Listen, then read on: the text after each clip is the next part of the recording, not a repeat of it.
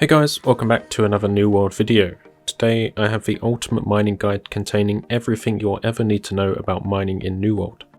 I'll start by giving you the most important advice about mining, including tips on how to make the most amount of money, and then I'll be showing you the quickest way to get to 200, and I'll also be showing you some of my routes for farming too. If you're new to my channel, please consider subscribing as it helps out my channel massively. And as always guys, I'm going to be starting with some very important advice which you need to know before you start leveling or money making. I've attached timestamps in the description so you can go directly to which part you need the most. Without further ado, let's get started. The first thing you should know is that you should get to level 60 first before you start focusing on mining.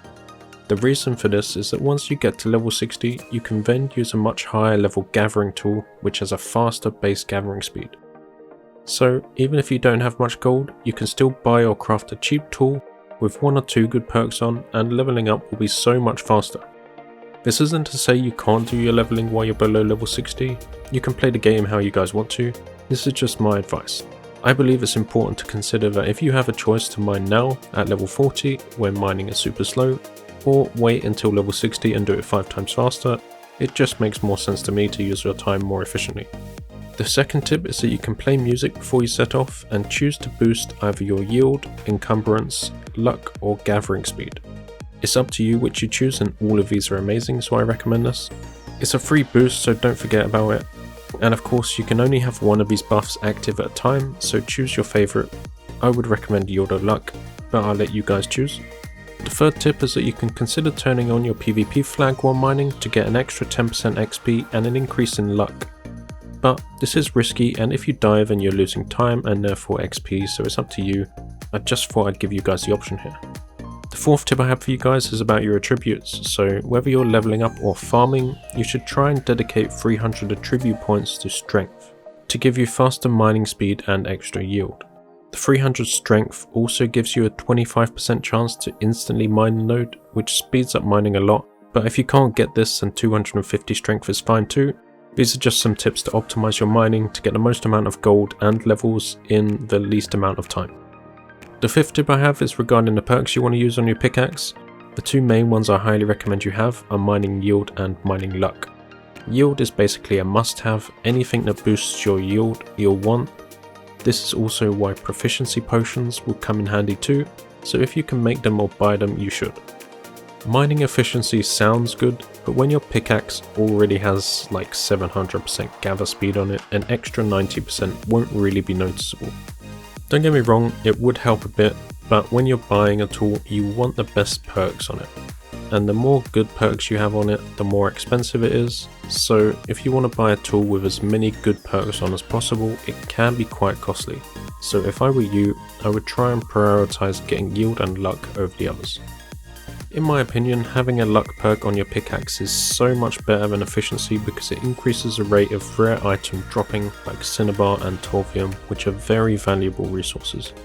The discipline perk gives you extra XP, which will help you level up quicker, and farm aptitude crates faster, but I still wouldn't prioritize getting discipline over yield and luck. Obviously having all of them would be ideal, but it may not be affordable for you. So clearly the 4 best perks here are yield, luck, discipline and efficiency. You can debate which ones are the best, but in my opinion yield and luck are the best too. Moving on, the 6th tip I have for you guys is to get yourself some mining trophies which will boost your luck while mining. So these will be a nice bonus too if you have them or you can get them. These provide global luck bonuses wherever you farm and will increase the rate of rare drops, which will make you even more money. But again, these are optional and only if you can afford them, and you absolutely don't need them to make money or to level up. The 7th tip is that while you're leveling, absolutely avoid dropping any of these ores on the floor or selling them to buy orders. If you do these, you're wasting gold. You should either be storing these away for leveling up your crafting skills later, or if you plan on making money by farming, then list them as sell orders. Never sell to buy orders because you always want the most amount of gold possible for your items. My final bit of advice is related to the gear you need, but listen carefully here because depending on your situation or purposes, my advice is going to be different. For the purpose of leveling, you don't need any mining armor or mining perks on your bag. Unless you plan on doing a substantial amount of mining after you reach level 200, to either make money or for crafting later, it's simply not worth the investment. because once you buy these pieces of armor and equip them, you can't sell them because they'll be bound to you. This gear is a long-term investment and will take you many hours of farming to get your gold back which you spent to buy them. Unless of course you farm for these particular mining gear drops, in which case this doesn't apply to you. If you're planning on farming aptitude crates or bulk amounts of ores, only then should you consider investing in the mining gear. Unless of course the gear is cheap or easy to get on your server, then by all means go for it. You can still gather a lot of ore and make a lot of money without all of these pricey pieces of gear. And the same advice goes for bags with mining perks on them. Prospector's Burden can be useful but is by no means necessary. That's it for the advice section. I'll now get to the fastest way to get to 200 and cover the routes as we go along. To level your mining, you can either mine the core metal ores or the jewelry related ores. In this guide I'm going to be focusing on the metal ores because they're used in almost every crafting profession and are generally a lot more valuable, whereas the jewelry related ores like gold and silver are limited to jewel crafting. So farming the metal ores will be your best bet. From 1 to 100 you'll be farming iron nodes. These are common everywhere and you can see on screen that this map shows a lot of iron nodes just in this one area of the map. This is my favourite route in Windswood, and by the time I've done a full length circle of the nodes along this route, the first ones begin to respawn again. But I also realised that this is one of the more common routes which people use to farm iron nodes, so I've also shown a route which I created, and to be honest, it's not so hard to create your own route, because looking at the New World's Maps website, there's so many iron nodes and it's very easy to find routes which no other players will be. This is my other route which I'd recommend if you find the first route too busy or occupied already. There is a bit more running here, but it is worth it when you don't have any competition for the iron nodes. So once you've done this and you've gotten to level 100 mining, you can now mine star metal ore to 150, which I would recommend because star metal ore is much more valuable than iron ore and it gives you more XP. It's also very useful for crafting, so I recommend this over iron ore. I'll show you 3 spots for this. My favourite spot is in this cave in Cutler's Keys. This cave alone has a lot of star metal nodes in. Then, once you've mined all of them, you can then wait around for a bit for them to respawn, or you can travel to another spot in the meantime. Even though this is my favourite spot, arguably the better place for this is this route which I've listed, which starts in Mountain Home but goes through Great Cleave. And even though there's a lot more running in this route, there's so much more star metal ore. And personally, my other favourite spot is this cave in Brightwood, because there you'll also find weirwood trees. If you've seen my woodcutting video, you will know that I encourage you to level up mining and woodcutting at the same time, because of spots like this which has weirwood and star metal in. You can also farm lodestone along some of my weirwood tree routes in that video, so I definitely recommend you guys check that video out and I'll link it in the description.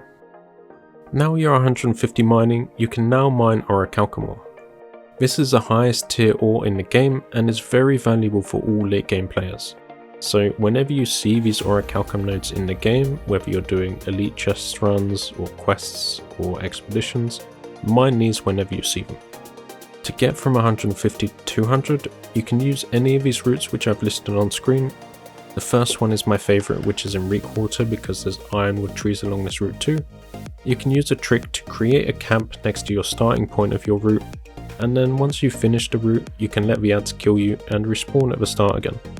This can save you a lot of time running back to the start after you've finished your routes, and you can also use this trick for other farming routes too. Just remember that you need to be within 500 meters to respawn there. This can save you a lot of time running back to the start after you finish your routes, and you can use this trick for other farming routes too. Just remember that you need to be within 500 meters to respawn there. And because farming Orichalcum ore is very popular on a lot of servers, I've listed another route which I use if this one is busy. This other route is in Eden Grove, and you can get there by fast travelling to the Eastburn settlement and running there. It is very likely that these routes will both be busy, so my advice to you guys would be that you should check out the New World's Maps website and find some of the smaller spots which are unoccupied. I'll give you an example. You'll see on screen that I've highlighted some small spots of just 1 to 3 Orichalcum nodes scattered around the map. Other players typically won't bother with these spots because there's hardly any nodes there, but now that fast travelling is so cheap, methods like this become viable. So I would select a handful of spots like this. Here's an example of some spots I've used, and I would just circle around all of these nodes one at a time. tried to find nodes which are closer to settlements and fast travel points, and this allows you to fast travel straight to the next ones. Just be careful where you choose when you're designing your Orichalcum route using the New Worlds Maps website, because it may take you into an elite zone and it's likely you might die there, so choose where to farm carefully. That's it for this video guys, thank you so much for watching, I appreciate all of your support, and please consider liking and subscribing if you found this video helpful. Thanks guys.